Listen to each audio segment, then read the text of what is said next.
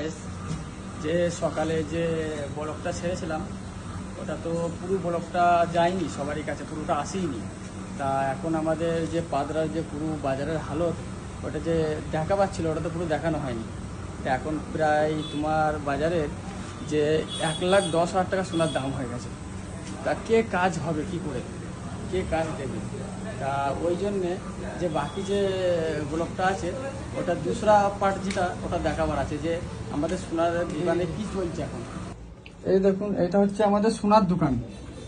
এই দেখো সোনার এখানে মেশিন আছে, নকশি ফকশি সব করা হয়, যেরকম বড় মেশিন বলা হয় না, সব বাংলি টাংলি বিটি এটা ওটা সব ছিলা হয়।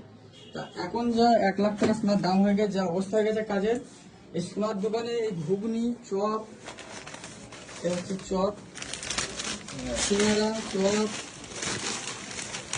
এটা হচ্ছে চপ। তা এখন এই সিঙ্গারা চপ, এটা হচ্ছে ঘুগনি, তা এসব এখন করে আমাদের পেট চালাতে হচ্ছে। মানে কিরাম ধারা আমাদের ধান্দার হালত হয়ে গেছে, বুঝতে পারছো? বাকি সব এসব খদ্দের এনারা সব এসছে সব মাল নিতে।